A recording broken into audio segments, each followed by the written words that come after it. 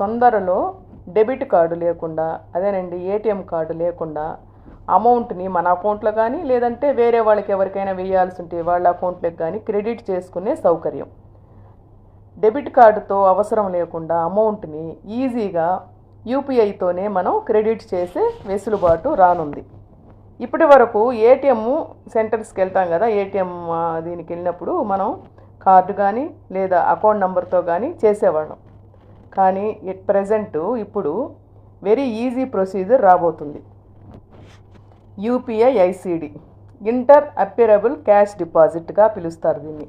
ఈ పద్ధతిని ఇటీవలే ఈ పద్ధతిని డిప్యూటీ గవర్నర్ గారు టి రవిశంకర్ గారు ఆవిష్కరించారు.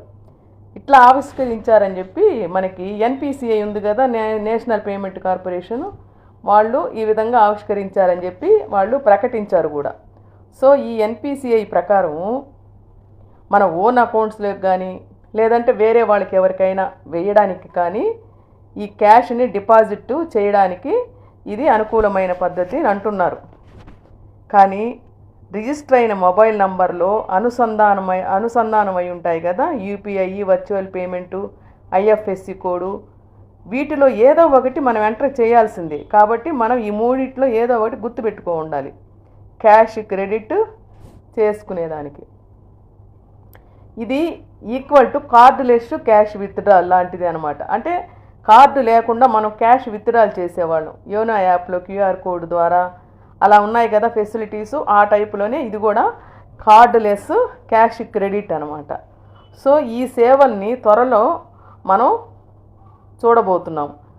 ఒకవేళ మనం కార్డు మర్చిపోయాం లేదంటే అసలు మన దగ్గర అమౌంట్ ఉందనుకుందాం, కార్డు మర్చిపోయాము, అలాంటప్పుడు ఏం చేస్తాము, మనకి ఎవరికైనా ఫోన్ చేశారు మాకు అర్జెంటుగా అమౌంట్ పెట్టాలి అని, క్రెడిట్ చేయండి అని, అప్పుడు ఏం చేస్తాం మనం ఈ పద్ధతినే మనం ఫాలో అవుతాం అన్నమాట కార్డు లేకపోయినా కూడా.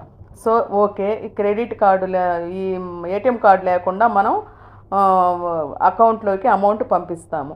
ఎలా పంపిస్తాము అంటే ఫస్ట్ మనం ఏటీఎంకి వెళ్తాము, అక్కడ ఏటీఎంలో యూపీఐని మనం సెలెక్ట్ చేస్తాం. సెలెక్ట్ చేసినప్పుడు అది మనకి ఆ స్క్రీన్లో క్యూఆర్ కోడ్ అనేది వస్తుంది అనమాట. మీ ఫోన్ ఆ క్యూఆర్ కోడ్ని మీ ఫోన్లో స్కాన్ చేసుకోవాలి. మీ ఫోన్తో ఆ క్యూఆర్ కోడ్ని, ఆ స్క్రీన్ పైన కనపడే ఆ క్యూఆర్ కోడ్ని మీ ఫోన్తో స్కాన్ చేసుకోవాలి. క్యాష్ కౌంట్ చేసి ఎంత ఉన్నది అనేది మీ మొబైల్ కూడా చూపిస్తుంది. మీరు అక్కడ క్రెడిట్ చేయగానే మీరు ఏ బ్యాంకునో అప్పుడు మనం అది ఏ బ్యాంకు సపోజ్ మీకు స్టేట్ బ్యాంకులో కానీ ఆంధ్ర బ్యాంకులో కానీ ఇంకే రకరకాల బ్యాంకుల్లో ఉంటాయి కదా, అది అడుగుతుంది మీకు ఏ బ్యాంకులో క్రెడిట్ చేసుకోవాలి అని. సో మీకు స్టేట్ బ్యాంకులో ఉంటే స్టేట్ బ్యాంక్ అని సెలెక్ట్ చేసుకుంటారు.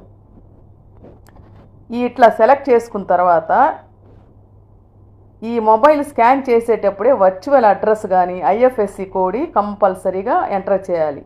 ఐఎఫ్ఎస్సి కోడ్ అంటే మీకు పాస్బుక్లో ఉంటుంది, అది కొంచెం మీరు ఒక ఫోన్లో నోట్ చేసి పెట్టుకోండి, వెంటనే మీకు గుర్తు రాకపోవచ్చు. మీ ఫోన్లలో కీ పాయింట్స్లో లేదంటే నోట్లో ఈ ఐఎఫ్ఎస్సి కోడ్ కానీ అడ్రస్ అయితే మీకు తెలిసి ఉంటుంది. ఇట్లాంటివన్నీ నోట్ చేసుకుంటే టకటకాని మీరు ఆ క్రెడిట్ అమౌంట్ చేసేసేవచ్చు అనమాట. సో ఈ విధంగా ఉంటుందని చెప్పి మనకి నిపుణులు చెప్తున్నారు. నిపుణులు చెప్పడమే కాకుండా త్వరలో వస్తుంది అని అంటున్నారు అనమాట. ఫ్యూచర్లో సేమ్ స్క్రీన్స్ కొంచెం అటు ఇటు చేంజెస్ కూడా రాబోతుంది. ఎందుకంటే పాత రోజుల్లో నేను ఒక వీడియోలో చెప్పున్నాను చూడండి, క్యాష్ చెక్కు డిపాజిట్ మిషన్ అని. చెక్కులు మనం బ్యాంకులో వెళ్ళే వేయాల్సిన అవసరం లేదు. ఆ చెక్కు డిపాజిట్ మిషన్స్ ఉంటాయి, అందులో కూడా మనం చెక్కు ప్లస్ ఏ అకౌంట్లో క్రెడిట్ పడాలి అనేది మనం అవి రెండు జతపరిచి అందులో వేసినట్లయితే అన్నీ ఫుల్ చేసి ఎటువంటి మిస్టేక్స్ లేకుండా ఆ చెక్ డిపాజిట్ మిషన్లో వేస్తే ఎట్లా అయితే మన అకౌంట్లో క్రెడిట్ అవుతుందో ఈ విధంగా మనకి ఎవరి అకౌంట్లో మనం క్రెడిట్ చేయబోతున్నామో వాళ్ళ అకౌంట్లోకి క్రెడిట్ అవుతుంది అని మనకి ఈ యొక్క కార్డు లేకుండా అమౌంట్ క్రెడిట్ చేసుకునే పద్ధతి ద్వారా తెలుస్తుంది. దీంట్లో ఈ స్క్రీన్స్ కొంచెం అటు ఇటు మారొచ్చు అని అంటున్నారు. సో చూద్దాం. ఈ వీడియో మీకు నచ్చినట్టయితే లైక్ చేయండి, షేర్ చేయండి, సబ్స్క్రైబ్ చేయండి. మరిన్ని వీడియోల కోసం నా ఛానల్ని విజిట్ చేయండి. Thank you for watching.